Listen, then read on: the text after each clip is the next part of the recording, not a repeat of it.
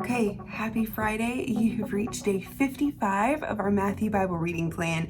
Whether you're catching up and you're watching this or you're watching it on the morning it came out, I just want to say keep going. Good job. You've reached week 11 and we are going to keep on going through the entire book of Matthew. I hope you're enjoying this so far. This morning, all I want to do is touch on one verse of Matthew. Now, we're going to go a couple of other places, but this comes from just one verse of what you're reading this week, and it's Matthew chapter 16, verse 21. It says, "From that time, Jesus began to show his disciples that he must go to Jerusalem and suffer many things from the elders and the chief priests and scribes, and be killed, and on the third day be raised." Now, this is one of my favorite verses, and there's a reason for that, we'll talk about. But this comes at such a pivotal moment in the story, and it marks a major transition. That word, that phrase, "from that time," has only been used one other time in Matthew, and it marked, again, a transition from Jesus' time in ministry. Now we're marking a transition for how Jesus is going to begin to open the eyes of his disciples to what the scriptures say about why he has to die. Why did Jesus have to die? There are a lot of answers to that question, and there are a lot of different channels we could go down with that, from theology to atonement. We're not going to do that. What I want to show you is how Jesus is using the scriptures to open up that idea of why he had to die. Because what this does for me is this reminds me that the Bible isn't just one story. It's not just the Gospel of Matthew, but it's actually 66 books that all work together to tell one story about who Jesus is and why he had to die and be brought back to life. Now, lest you think that this is just my theory or my idea about what the Bible is, this is actually what Jesus himself teaches. So if you go to Luke 24 and look at verse 27, this is in the middle of the famous Road to Emmaus story. He's walking along with these disciples after he's been killed, and they don't know it, but he's also been raised from the dead. And these two disciples are very dejected. They're not in a good headspace. They've just watched who they believe to be the Messiah crucified and put in a tomb. And so Jesus, he's talking to them about, what are you guys, what's wrong? What's going on? And they're like, "Are you crazy? Have you not heard of all the things that have just happened in Jerusalem?" And so Jesus, I picture him kind of chuckling, and he's walking with them, and he just looks at them, and finally in verse 35, and he says, "Oh, you foolish ones, slow of heart to believe all that the prophets had spoken. Was it not necessary that the Christ should suffer these things and enter into his glory?" And beginning with Moses and all the prophets, he interpreted to them all the scriptures, the things concerning himself. All the scriptures, the things concerning himself. So he says, beginning with Moses and the prophets, right? Well, the first 5 books of the Bible, we've read 2 of them in the past year. That's Genesis and Exodus, but it also, the first 5 books, Leviticus, Numbers, and Deuteronomy, those make up the Torah, and they're often called the books of Moses. So beginning with Moses, the first 5 books, and then all the prophets would have been this section that comes next in the Hebrew Bible, not necessarily in our Bible, but in the Hebrew Bible, the prophets come next, and it's all the famous prophets who also testified about who Jesus was and how the Messiah would have to come and suffer. We'll look at that in just a second. And so when he says beginning with the Moses and the prophets, what they're talking about there is beginning with the whole scriptures. He's systematically going through and showing them how they revealed that the Messiah would have to suffer. And I just wonder, what would it be like to be a part of that Bible study, right?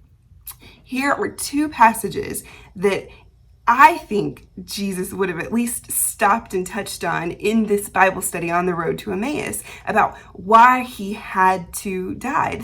I think when we're talking about this one verse in Matthew, I think this is what Jesus would have begun to show his disciples. I think he first would have taken them to Genesis 3. In Genesis 3, after Eve and Adam partake of the fruit, and God is talking to the serpent first. He talks first to the serpent. That's the only one he curses. And he says a bunch of things, but he also says this. So Genesis 3:15, I will put enmity between you and the woman, and between your offspring and her offspring. He shall bruise your head, and you shall bruise his heel. So there's two offspring here of the woman. There's going to be an offspring of the woman, of Jesus, and there's going to be offspring of the snake. And somehow God is going to put enmity between them so that there's going to come this moment where he, the offspring of woman, is going to bruise the head of the snake. He's going to kill the snake. He's going to kill the source of evil, the very thing that brought into the world all of this evil, sin-like behavior. But at the same time, God says to the serpent, you are going to bruise his heel. Now, can you picture what happens when a snake bites your heel? It's a death blow too. We're not talking about like a, nice green garden snake. We're talking about a snake that represents all evil. In this moment, the very moment where the offspring of woman, the son of woman, is going to be victorious over all evil, he's also going to be bitten and struck down. That's one passage that I think shows and starts to highlight what the Messiah is actually going to do and what that is actually going to be like. Here's another one. And there are so many, but I only have 10 minutes. So here's one more that I think you've probably heard of before. Isaiah 53. This is the passage that's commonly known as the suffering servant. And you'll immediately see why. Isaiah is talking about this messianic figure, and here's how he describes him. This is a prophet, by the way. He had no form or majesty that we should look at him, no beauty that we should desire him. He was despised and rejected by men, a man of sorrow, acquainted with grief, and as one from whom men hide their faces. He was despised, and we esteemed him not. But surely he has borne our griefs and carried our sorrows. Yet we esteemed him stricken and smitten by God and afflicted. He was pierced for our transgressions, crushed for our iniquities. Upon him was the chastisement that brought us peace, and with his wounds we are healed.